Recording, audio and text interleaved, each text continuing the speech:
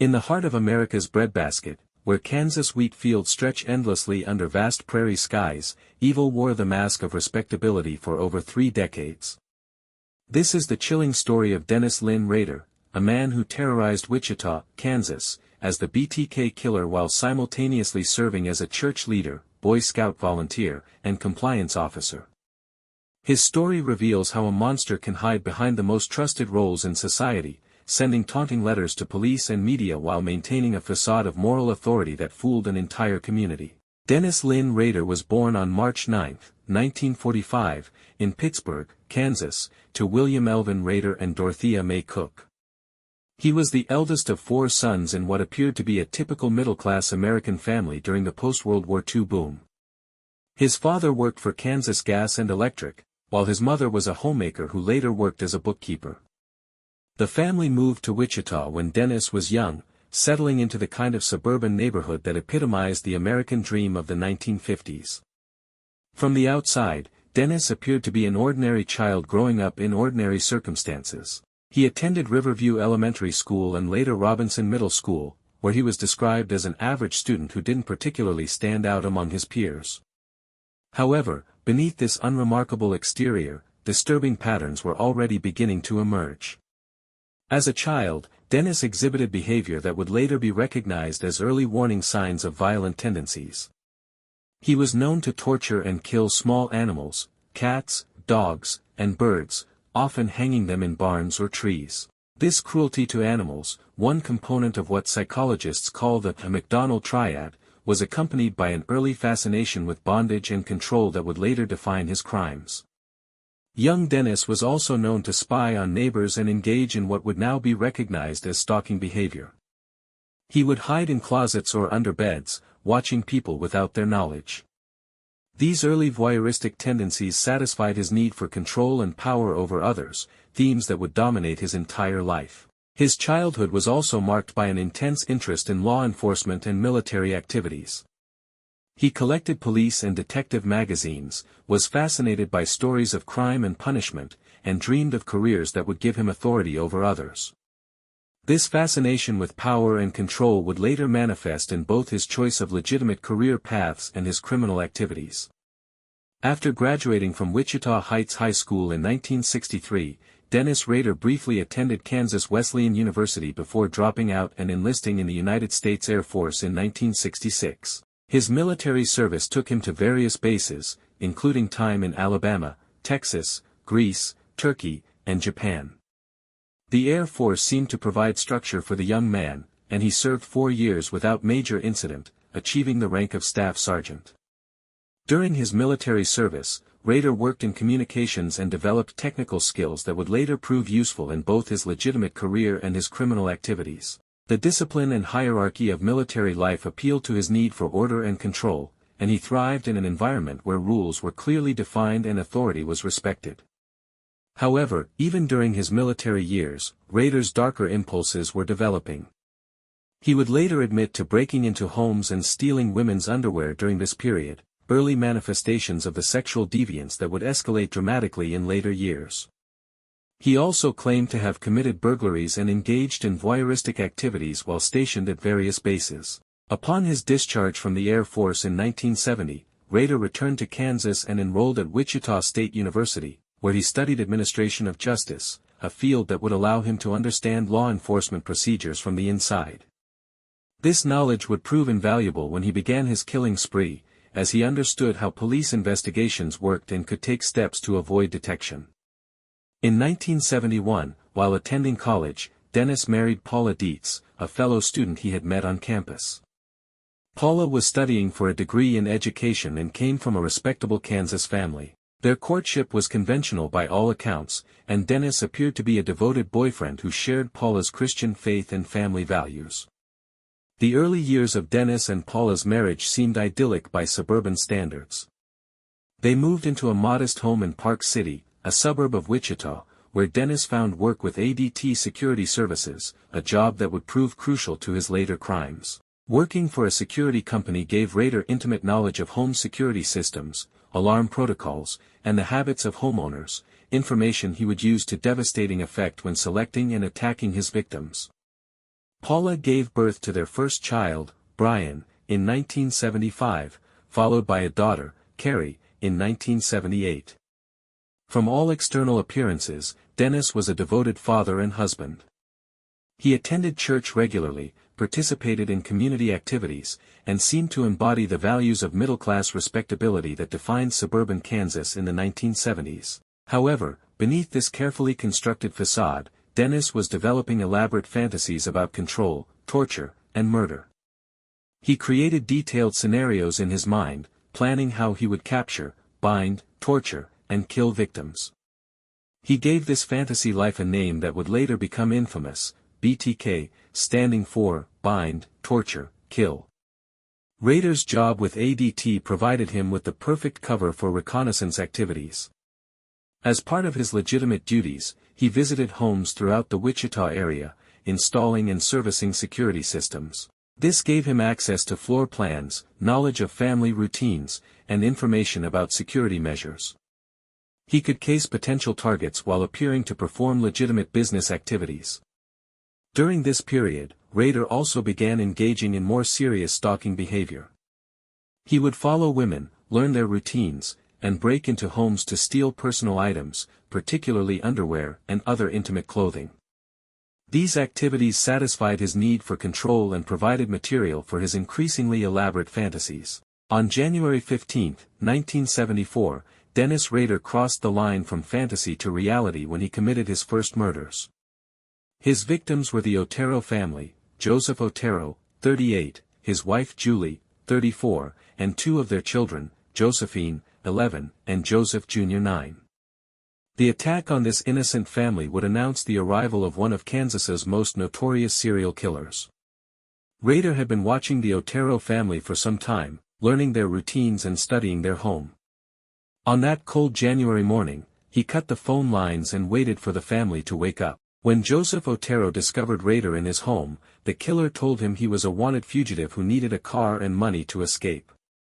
This lie was designed to make the family compliant, believing that cooperation would ensure their survival. Once he had control of the family, Rader's true nature emerged. He bound all four family members and moved them to different rooms in the house. Joseph Otero was strangled with a rope, while Julie was killed in a bedroom. The children were taken to the basement, where both were hanged. Before leaving, Rader stole a small radio and watch, though material gain was clearly not his primary motive. The crime scene was a study in sadistic control. Rader had taken his time, methodically binding and positioning his victims according to his fantasies.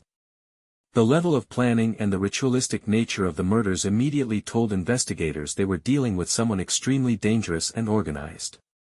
The Otero murders sent shockwaves through Wichita, a city that had never experienced such brutal, seemingly random violence. Police had few leads and no obvious motive, as the Oteros had no known enemies and nothing of significant value had been stolen. The randomness of the attack created fear throughout the community, as residents realized that any family could be next.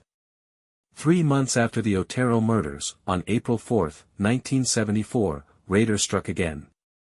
His victim was Catherine Bright, a 21-year-old who lived with her brother Kevin in a small house in Wichita. Rader had been watching the house and believed Catherine lived alone, but Kevin unexpectedly returned home while the attack was in progress. When Kevin walked in, Rader told him the same lie he had used with the Oteros, that he was a wanted fugitive who needed help. He tied up both siblings, but Kevin managed to escape despite being shot twice. Kevin ran to get help, but by the time police arrived, Catherine was dead, stabbed multiple times in the bedroom. Kevin Bright's survival was crucial to the investigation, as he provided the first eyewitness description of the killer. His account described a medium-built white man with dark hair who seemed calm and organized, even when his plan went wrong. This description would prove remarkably accurate and would eventually help lead to Rader's capture 3 decades later. The failed attack on the Bright siblings frustrated Rader, as it didn't unfold according to his carefully crafted fantasies. However, it also demonstrated his adaptability and willingness to use violence when his plans were disrupted. The fact that he shot Kevin and still took time to kill Catherine showed his commitment to his murderous agenda. What truly set Dennis Rader apart from other serial killers was his compulsive need to communicate with authorities and the media. In October 1974, nearly a year after the Otero murders, Rader placed a letter in a book at the Wichita Public Library. The letter, addressed to the Wichita Eagle newspaper, contained details about the Otero murders that only the killer could know. In this first communication, Rader took credit for the Otero and Bright murders and gave himself the moniker that would make him infamous, BTK. The letter was filled with spelling errors and crude language, but it also demonstrated a chilling pride in his crimes and a desire for recognition. He wrote about his victims as if they were conquests and seemed to relish the fear he was creating in the community. This letter marked the beginning of a pattern that would continue for decades. Rader craved attention and recognition for his crimes, and he seemed to view his communications with police and media as a game. He enjoyed the power he wielded over the community and the frustration he caused investigators who couldn't catch him. The letters also served a psychological function for Rader. They allowed him to relive his crimes and maintain his sense of superiority over law enforcement. He saw himself as intellectually superior to the police and took pleasure in taunting them with clues while remaining safely hidden in plain sight. Between 1974 and 1991, Dennis Rader would claim 10 victims, though investigators believe he may have been responsible for additional unsolved crimes. His killing pattern was sporadic, with long periods of apparent inactivity followed by sudden, brutal attacks. This unpredictability made him extremely difficult to catch and kept the Wichita community in a state of chronic fear. On March 17, 1977, Rader killed Shirley Vian, a 24-year-old mother of 3 young children. He entered her home by telling her he was a private detective investigating a stalker in the neighborhood. Once inside, he bound Shirley and locked her children in a bathroom before strangling her. The presence of young children at the crime scene demonstrated Rader's complete lack of empathy and his willingness to traumatize innocents to satisfy his desires. Later that same year, on December 8, 1977, Rader broke into the home of Nancy Fox, a 25-year-old secretary. Unlike his previous crimes, this attack occurred when Nancy was alone, allowing Rader to take his time and fully act out his fantasies. After strangling Nancy, he called the police himself to report the murder, another example of his need for attention and control.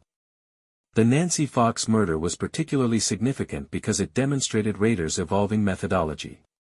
He had learned from his previous mistakes and was becoming more sophisticated in his approach. The crime scene showed clear evidence of ritual behavior, with Nancy's body positioned according to Rader's specific fantasies. After the Fox murder, Rader entered what appeared to be a dormant period. No murders were definitively attributed to BTK for nearly a decade, leading some to speculate that he had died, moved away, or been imprisoned for other crimes. However, Rader was still living in Wichita, working and raising his family while fantasizing about future attacks. Throughout the 1980s and early 1990s, Dennis Rader maintained his carefully constructed double life with remarkable success.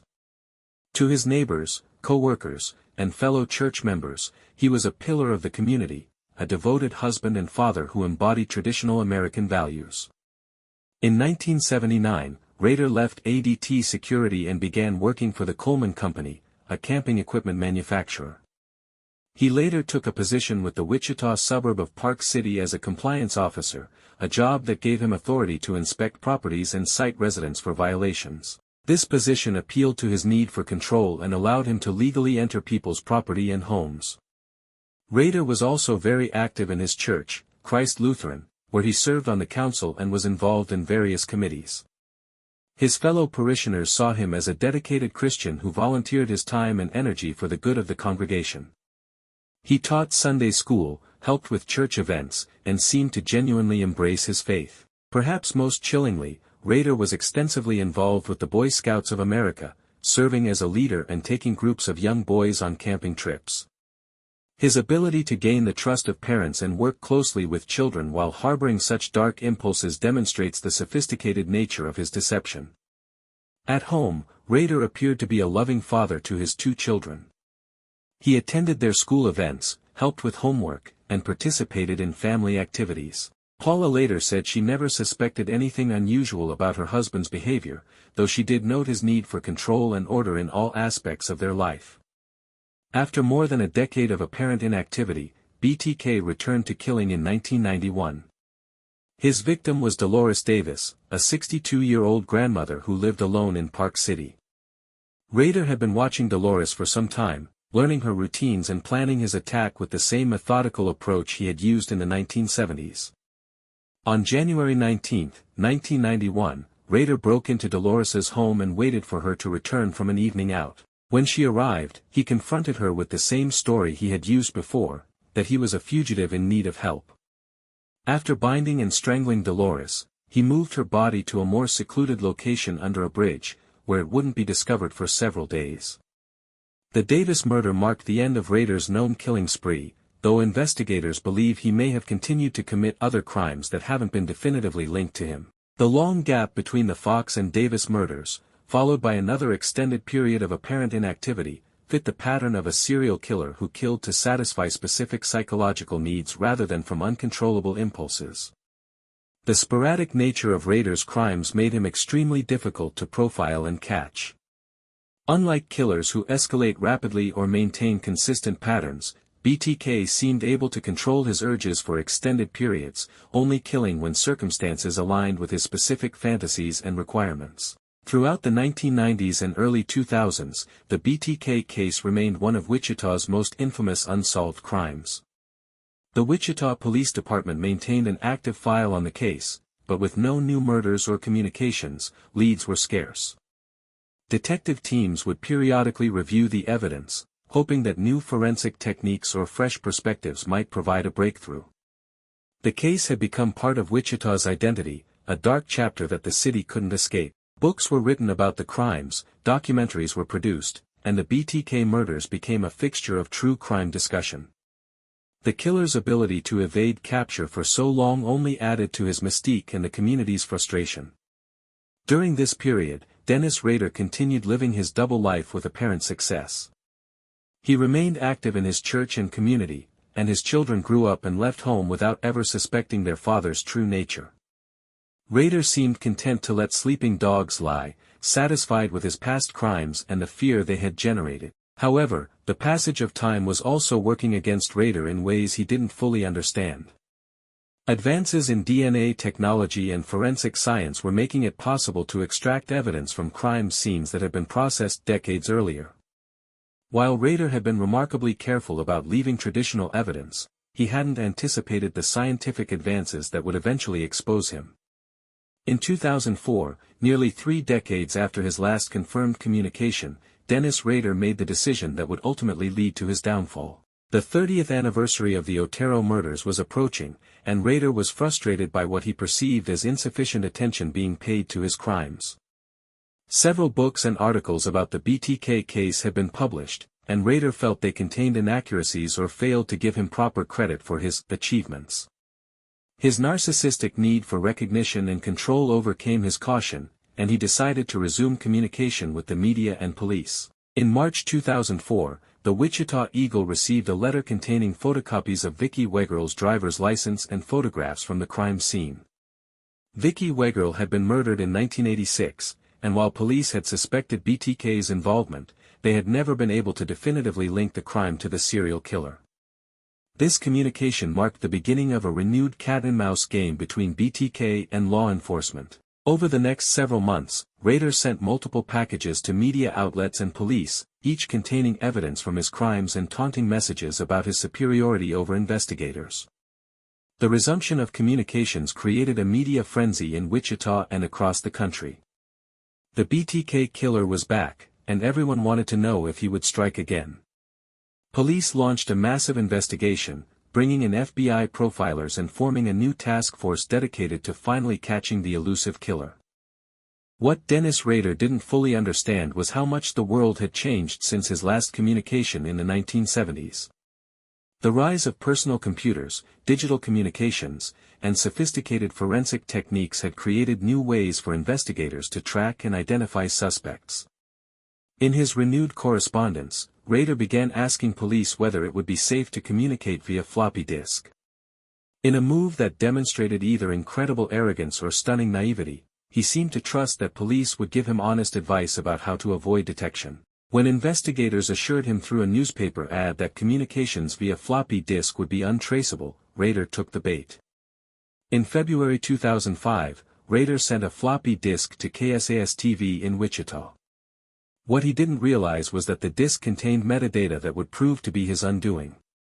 Computer forensics experts were able to recover deleted files from the disk, including a document that had been created on a computer registered to Dennis at Christ Lutheran Church. This breakthrough gave investigators their first real lead in decades.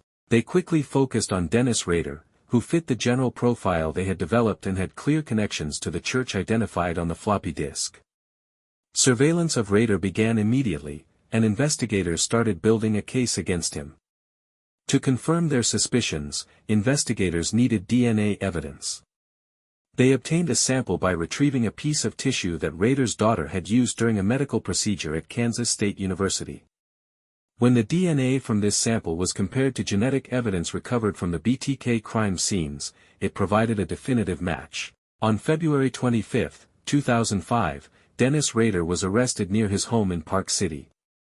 The arrest was conducted quietly, without the media fanfare that often accompanies the capture of high-profile suspects. Rader was pulled over during what appeared to be a routine traffic stop, and he offered no resistance when officers informed him he was under arrest for the BTK murders. The arrest sent shockwaves through the Wichita community and beyond. For 31 years, BTK had been a faceless monster who haunted the city's collective consciousness. Now he had been revealed as a seemingly ordinary suburban father and church leader who had hidden his true nature behind a mask of respectability. Rader's family was devastated by the revelation. Paula immediately filed for divorce, and both of his children were forced to confront the horrifying reality that their father was one of America's most notorious serial killers. The betrayal they felt was compounded by the realization that they had never truly known the man who had raised them. The arrest also raised disturbing questions about how well we really know the people in our lives. Rader had fooled his family, friends, co-workers, and fellow church members for decades. If someone could maintain such an elaborate facade for so long, who else might be hiding similar secrets? Following his arrest, Dennis Rader quickly realized that the evidence against him was overwhelming. The DNA match was definitive, and investigators had built a comprehensive case linking him to multiple crime scenes. Rather than maintain his innocence, Rader decided to confess, but he did so in a way that demonstrated his continued need for control and attention. In court proceedings that began in June 2005, Rader provided detailed confessions to 10 murders spanning from 1974 to 1991. His testimony was chillingly matter-of-fact, as he described his crimes in clinical detail without showing any apparent emotion or remorse. He seemed to take pride in recounting his methods and demonstrating his knowledge of investigative procedures.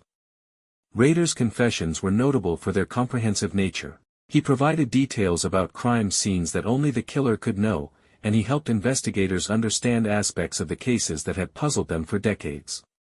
However, his clinical approach to describing the murders was deeply disturbing to everyone who heard it. During his confession, Rader revealed the extent of his fantasy life and his elaborate planning process.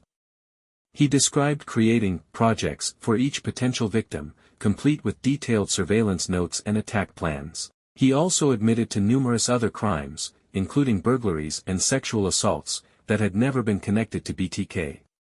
Perhaps most chillingly, Rader explained his long periods of inactivity by saying that he had been busy with family and work responsibilities. He spoke about his crimes as if they were a hobby that he pursued when time permitted, demonstrating a complete disconnect from the reality of what he had done. The 10 confirmed victims of Dennis Rader were not just statistics in a criminal case, they were individuals with families, dreams, and futures that were cut short by a predator who saw them as objects to satisfy his twisted fantasies.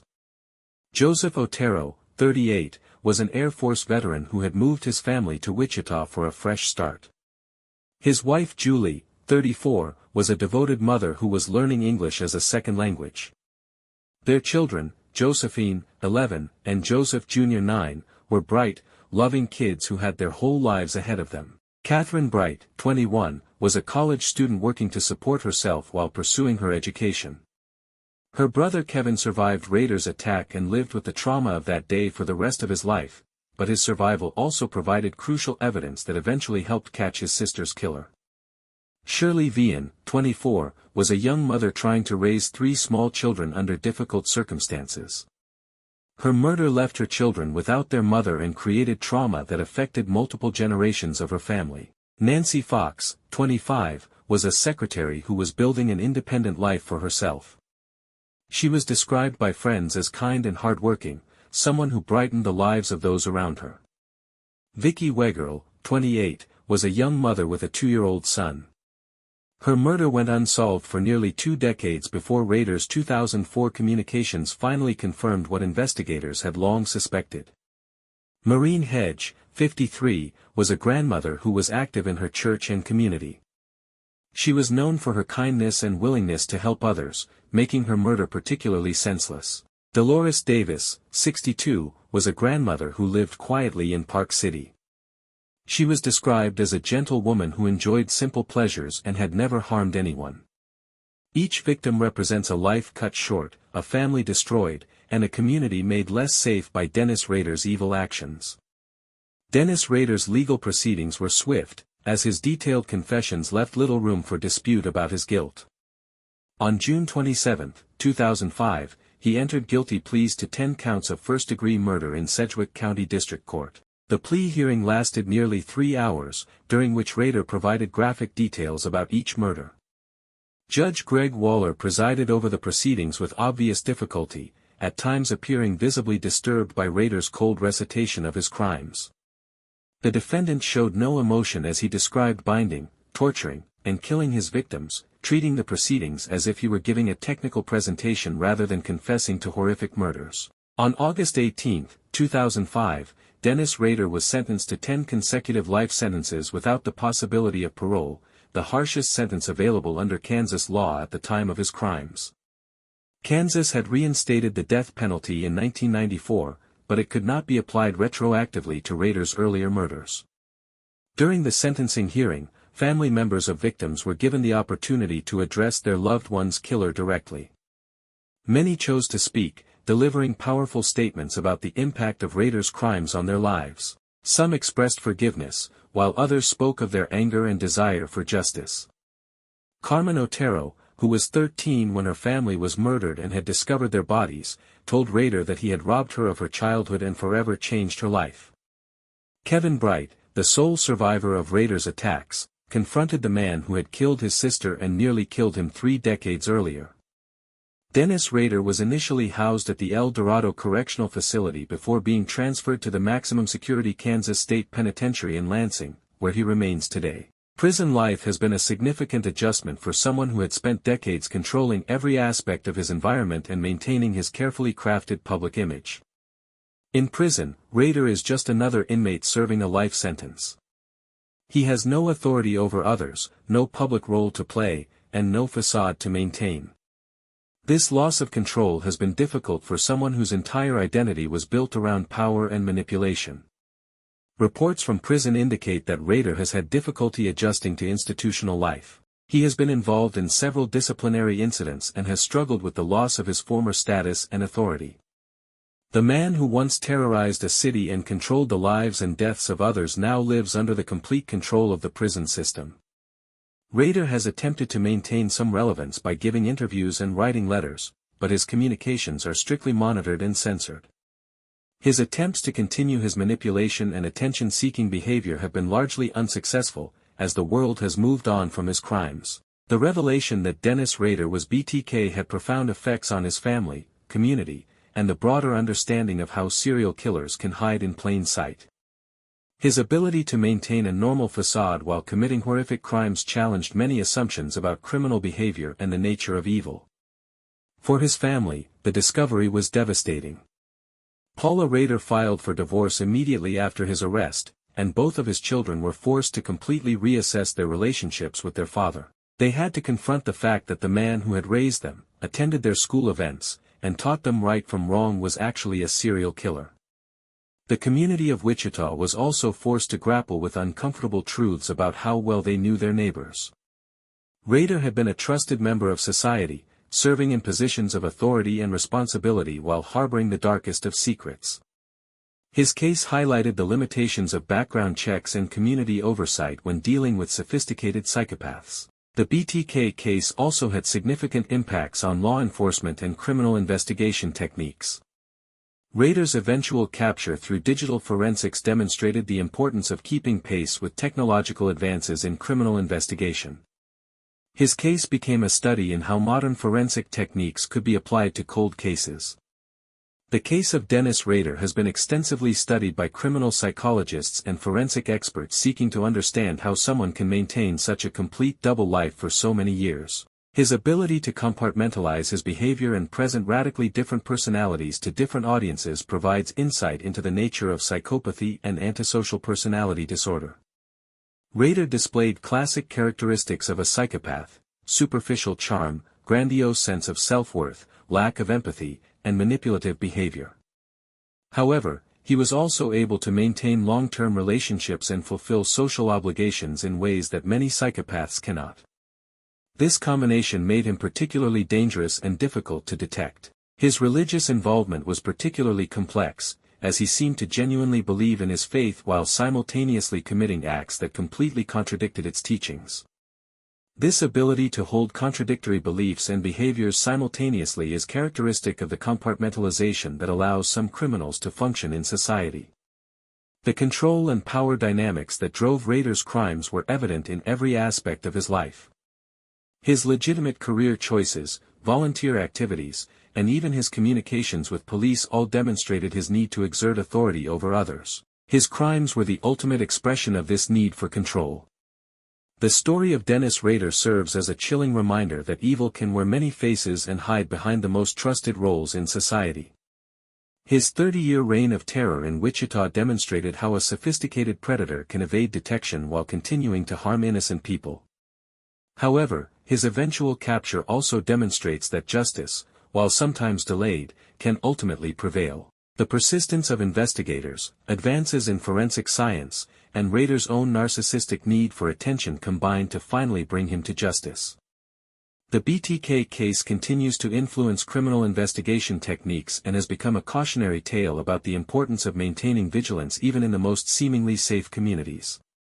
It serves as a reminder that we must be aware of the potential for evil in our midst while not allowing fear to destroy the trust and community bonds that make society function. For the families of his victims, Rader's capture brought some measure of closure, though the pain of their losses can never be fully healed.